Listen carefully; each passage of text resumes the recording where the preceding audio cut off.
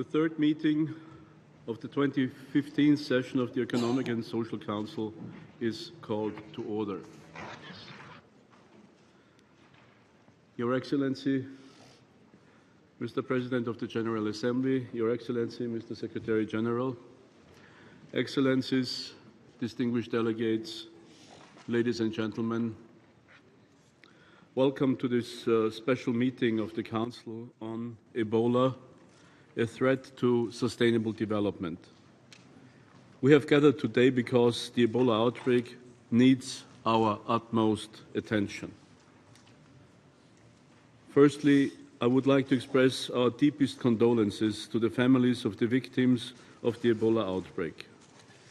I would like to welcome the representatives of Guinea, Liberia, Sierra Leone, and Mali, and commend the resilience of their people as well as the tireless efforts of their governments.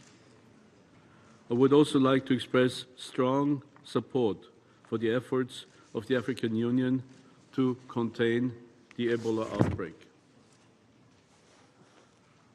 I would like to commend the Secretary General for mobilizing the UN system for a coordinated response to the Ebola outbreak. The establishment of the first ever health mission, the UN Mission for Ebola Emergency Response, UNMIR, has been a turning point in the international response to the Ebola outbreak. Considerable progress has been made as a result of enhanced and coordinated response by governments and the international community. Your presence here with us today witnesses, Mr. Secretary General, of your exemplary personal dedication to helping to alleviate the indescribable consequences of Ebola for the afflicted countries. Thank you very much. We remain very concerned about the emergence of a new chain of transmission in Mali. This is also a reminder that we need to step up our efforts to stop the spread of the Ebola outbreak. Excellencies, distinguished guests, our strong presence here today demonstrates the international community's solidarity with the affected countries in West Africa. But this is not enough. The Ebola outbreak has taken too many lives, and our utmost urgent task is to stop this outbreak. This is an emergency that goes beyond the health sector, with implications for children's education, people's livelihoods, food security, and businesses.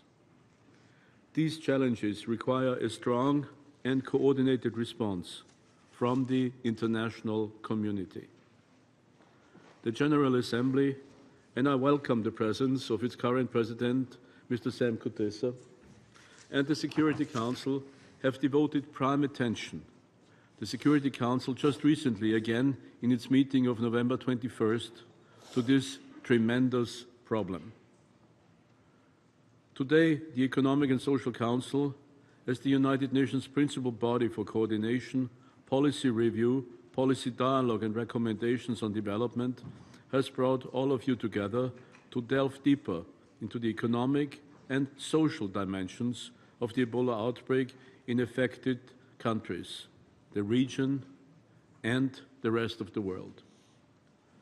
We are here today to find solutions to address the multidimensional nature of the Ebola outbreak and to make countries resilient to future health emergencies and crises.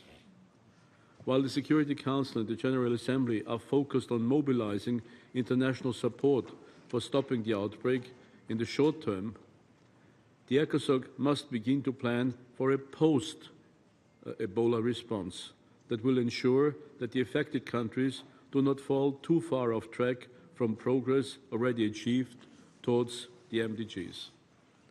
In doing so, linking the current response to longer-term systems, strengthening in the affected countries will be critical for sustainable development results. This is not the first time the ECOSOC holds a special meeting on a development-related emergency.